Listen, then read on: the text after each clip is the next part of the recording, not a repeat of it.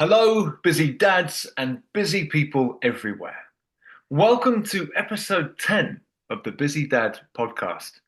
This is the show where I have the privilege of sitting down with fellow burpee practitioners and hearing their story. And today, I'm really delighted to be joined by my dear friend, Joe. Joe, welcome to the show, my man.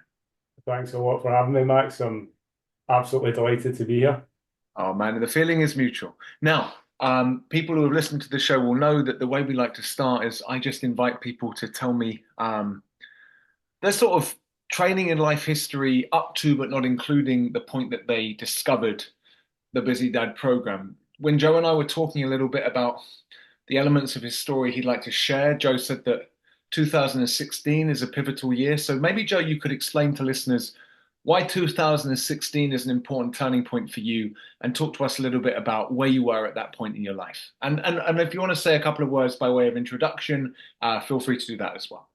Sure, thanks, Max. So, yeah, I'm Joe. I'm 40 years old, fast coming up on 41. As you can probably hear by the accent, I am from Glasgow in Scotland. I work as a financial auditor, and I am a busy dad. I've got three children, two sons and a daughter. My oldest son just turned 18 last week, actually, which makes me feel even older than I actually am. So that's a little bit about me, but then specifically, Max, about your opening questions. So I guess when I think about my training journey and kind of getting to where I am now, I always think back to 2016, the start of 2016, when I was going through a particularly difficult period in my life. I'd had a very difficult few years personally and professionally. And everything came to a head at the end of 2015, start of 2016. That really started another few very challenging years. But the reason I always think of kind of early 2016 as well is because it being sort of like my lowest point, it was also my heaviest point on the scales. I think a lot of guys in similar situations to that I was in, without, we don't need to go into the details, but they might turn to the drink. But I sort of joke about how I turned to tubs of ice cream and sought solace in the ice cream. So definitely was like piling on the weight. And back then I remember my heaviest being 20 stone and 5 pounds, which I've done the conversions. That's 285 pounds and 129 kilograms. And I remember seeing that weight in the scales, and I was just thinking, oh, I really need to turn this round. Yeah. And there wasn't a kind of quick overnight, change in mentality. It was just slowly but surely I kind of tried to be that little bit healthier. And one of the things that I sort of did on and off, although I found it very difficult to stick to for prolonged periods, was the keto diet. Mhm. And I eventually did sort of manage to lose some weight on that over a couple of years, really. I think just being that little bit more conscious of it. I think at the time as well, I was sort of sporadically going to the gym as well, maybe doing some stuff in the treadmill, some weights, but never following a discipline program, and never really been able to stick to it for longer than maybe 6 to 8 weeks at a time.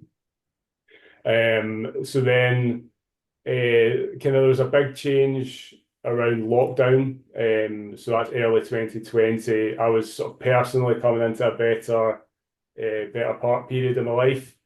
I had sort of moved past a lot of the difficulties, but then the opportunity came up to get involved in some kickboxing sessions with a friend who he had transformed himself. He was, very overweight, managed to switch it around, became totally ripped, and kickboxing was his way of doing that. And he spent a lot of time out in Thailand and basically trained how to be a kickboxer and be able to teach people. So ended up doing a lot of sessions with him one on one, and that was a sort of like the next jump for me. I had got down to maybe around the 18 stone mark, which is 114 kilograms, something like that. So I'd lost about 15 kg by that point. And then the kickboxing training was really good for me because it introduced me to sort of really intense sessions.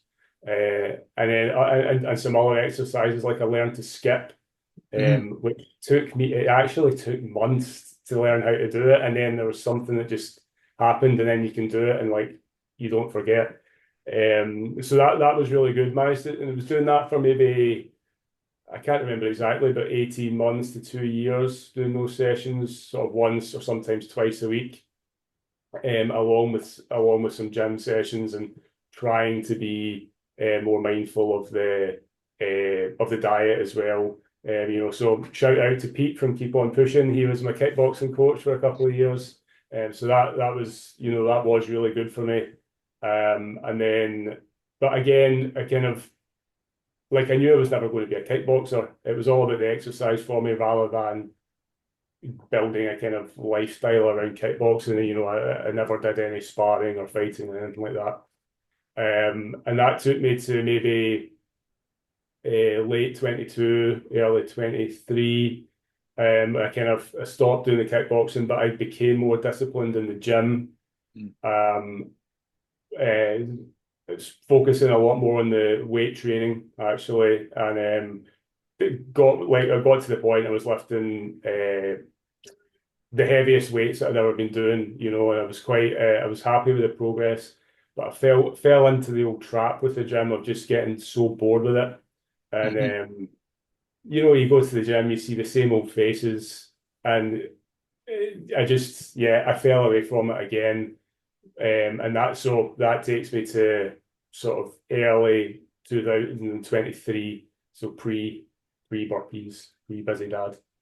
Okay, great. Thank you, my man. Yeah, I can relate to what you said about the gym. I mean, I have spent many, many happy hours of my life training in gyms, and it was going to a gym with my brother, who I was in a personal crisis too, a little bit before you, around 2014.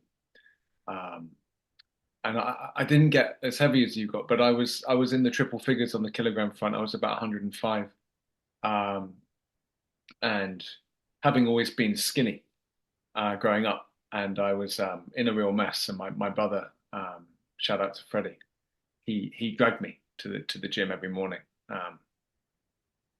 But there is a certain grimness about a gym, and a certain, like you say, the kind of the same old faces and the same dreary environment, the same tinny pop music, the Mm, same just endless fluorescent machines and Gymshark clothing, and just at a certain point, it's it's an environment that it's nice to get out of your system.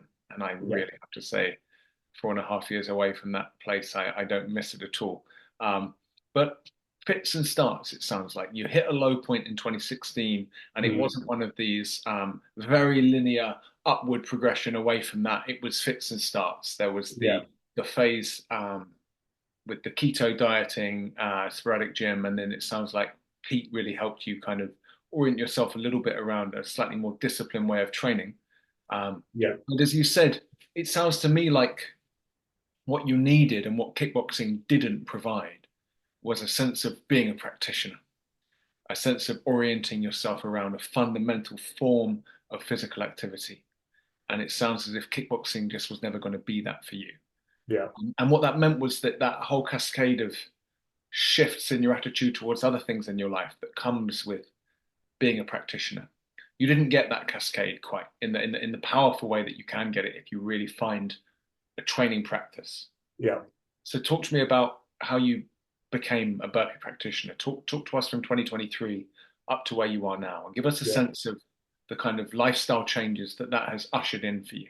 sure. So, and there's a little bit of crossover with 2022. I think at the start of 2022, I did feel like in a good place in life in a lot of ways, but there was definitely an element of, and I remember really questioning myself, thinking, is this it? Is this what I've been working towards? Not that things were bad, but I just felt I could sense there was so much more room for improvement in every area of my life. And I took up some recommendations from some friends on some books to read around the kind of self-development topics and essentially kind of developing the kind of positive mindset. And I'd say 2022, I was really super focused on like trying to improve every aspect of my life, and I viewed it in three kind of ways: mental, physical, and spiritual. And so I was on a real journey of improvement um, through that. And I think with the mental and the spiritual, a lot of that revolved around reading and just some practices that I developed, and I felt in a really good place with that. But the physical, I think, was lagging behind. Mm. And as we discussed, I never really, I wasn't going to become a kind of kickboxing practitioner. The gym, um, it has its place, but I was losing interest in that. And then in 23 was when I first came across yourself on YouTube, and also the Strong and Conditioned channel, which I was attracted to as a fellow Glaswegian, for Lee Hazard. I really I really liked what both of you had to say, but I didn't actually even once try a strong and conditioned workout. I was always just did yours because I like the simplicity of it, the six counts and the seals, and trying them out. I mean, they were absolutely rock solid. So I started incorporating some seals into some gym sessions that I was doing. Like I would kind of set little circuit training for myself. And I'd be like, right, I'm going to do a few minutes of seals or six counts, and they were always by far the hardest part. And then I've actually got a note from April through to May 23 when it was my first attempt at becoming a practitioner. I thought, right, I'm going to do these 20-minute sessions like Max is saying. And so I managed to stick with it for a few weeks, and the numbers I was hitting was about between 50 and 66 counts, and I was doing between 25 and 30 seals. And I remember at the time, like just thinking, this is just so intense. I mean, I know the numbers are real; those numbers are really low. But I remember finding it too difficult, so I didn't stick with it, which was just the story of my entire training life. But I kept coming back to it. So the YouTube videos kept coming up, but particularly yours. And then I was on your website. And I think I must have read your website page to page 4 or 5 times over the course of a few months. And one of your other guests has said the thing that I can relate to. I was looking like, where's the bit where you've got to pay some money, but then realize, well, you can't charge money to just have a floor and do burpees. And then I think towards the end of 23, I just became finally fed up with I kind of gave up with the weight training and just got bored of it. And I decided, I was like, right, I'm going to do this. So like first week, January 24, I thought, right, I'm just going to do the 4 20-minute sessions. And I managed to stick with it until March. And then who knows what would have happened. Going by my history, I'd have probably fallen away. But then in March, that's when you started offering the coaching. Mhm. So I remember your first video, and I was intrigued, but I had that little hesitancy. And then maybe about a week later, you put out a second video, another call, and I thought, right, I have to do this. And started coaching in March, so 6 months in now, and absolutely, I'm not stopping. You know, That's wonderful, Joe. It's been, I look forward to every conversation with you. I've absolutely loved this 6 months working together. And, we've had our ups and downs. You've had a couple of bouts of illness to wade through. yeah, Um, we've had struggles with weight loss strategies and what would be optimal. I think you've hit a really good place with that, and you've got a new sense of purpose. And I'd say we've had our share of training plateaus. You've had 2 PRs this week. Give people a yeah, sense of where you're at in your training right now. yeah. So today I hit 65 seals, so that's at 1D, and then yesterday I hit 115 6 counts. So Two records for me to start the week, which is great. Those are my offerings to you, Max, as a thanks for having me on the podcast. So There you go. Good man, good man. You paid the so, podcast toll with a pair of PRs. Um, so look, your story reminds me so much of my own and of many people on this path with me, where you've never been able to stick to any training practice for more than 3 weeks, and now you blink and you're kind of 9 months deep, 6 months with yeah, me and 3 months beforehand. Um, what are some of the changes, benefits? How does this practice relate to that general journey of self-improvement you've been on? Give us a sense of what this last 9 months have been like for you. yeah. I think, going back to those kind of three pillars, I was really thinking about this in the build up to our conversation. And I think that you have hit upon this formula that is just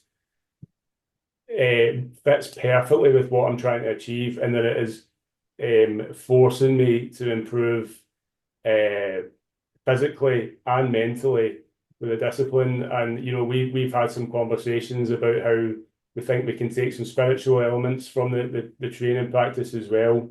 And I think what I mean by that specifically is, I just think every practitioner will be able to relate to this. When you're in your 20-minute sessions, you are really suffering. There's been the odd session when you sort of glide through and you feel amazing at the end, but I can count them in one hand in 9 months of training. So there's a lot of suffering, and I think through the suffering that really builds a perseverance, and then from continued perseverance, it builds your character. And then I find that from improving and building upon your character, that gives me the hope for the kind of better future that I hope for in all senses, physically, but emotionally, mentally. I think it's all tied together. And one of the key points I want to stress is what I found initially very attractive about the program is how you're so open about that you are doing this practice so that you can be there for the people in your life. And I really, as a dad myself, I really relate to that, and I find that very appealing. And I think that, yeah, when it comes down to it, and you're doing your sessions, it's just you and that 20-minute timer. But ultimately, doing that, I think allows you to kind of bring the best of yourself for the rest of the week and the people around you. I love what you said, Joe, about how the training is a source of hopefulness for you. And I've noticed a change in your bearing. Um, there is a new sense of hope that comes through in you. Mhm. And that can be very inspiring. In your case, you've been a kind of beacon for this practice, and you've inspired those around you, including your fantastic pair of brothers. Shout out to Jerry and Tom, who are Yeah, now practitioners of the Busy Dad program, that's um, right. and who indeed I am now working with one on one, and who are both developing in their own practice. Talk to me about how you attracted your brothers to Busy Dad training. Yeah, I think it was clear to them, I think, that they saw that I was finally sticking to something for kind of getting past that 3 month barrier, and I just wouldn't shut up about the burpees to them. And I think they could see in me the kind of starting to progress, and I started introducing them to some sessions, and I was best man at Tom's wedding in July, and I mean, it was such a brilliant experience. So I led Tom in a 20-minute session of six counts. Yeah, I think it was 7 to 8 we did on the morning of his wedding. And I remember speaking to you about that before. It's like if you can get a session in before, you'll be taking that amazing feeling into the wedding. So that was great. And so it took a wee bit of time working away at them, and then they've both sort of relatively recently committed to doing it. And we'll be every session, we're on WhatsApp reporting the numbers. Have you got your minutes done this week? So it's just that constant accountability, which is great. What a wonderful thing to share with your brothers. I love that so much, and I really enjoyed getting the footage of the Lee brothers smashing out some burpees during the wedding trip. Yeah, Jim sent me through some of that footage. It made me laugh. There is something about weddings, man. I At my brother's wedding, where I was best man. I think I taught about a third of the wedding party how to do Navy SEAL burpees. There's actually a video on the channel you can find with the highlights from my brother's wedding of me doing impromptu Navy SEAL tutorials for the benefit of the guests. There is something about weddings. Man, it's really wonderful. I absolutely love working with all three of the Lee brothers. And I'm so glad that you've built this partnership together, this fraternity, a Burpee yeah. fraternity. And it's my full intention to have all three of you on the podcast. I suspect it will be a fairly raucous affair, but it's something I'm really looking forward to. Yeah, Joe, my friend, listen, this will be the first of many appearances for you. I think you've got some really valuable perspectives to share. We've only really scratched the surface here. But do you have any just parting words of advice for people who maybe where you were 9 months ago are just kind of considering trying to invest in building a practice with burpee training? I think it will be one of the best decisions that you ever make. If you've struggled to maintain a practice and to kind of maintain that discipline, there is something kind of magic about these 4 20-minute sessions. And what I really like as well is that you can do it wherever you are. Last week I was traveling and working in Austria, got my sessions done in my hotel room, and don't have to go to the gym or nothing like that. I think give it a go, and it's really difficult, but the rewards are great, and I feel very hopeful about it. Well, I've been doing it 9 months. Where am I going to be in another 6 months' time? Another 9 months, because I'm not giving up.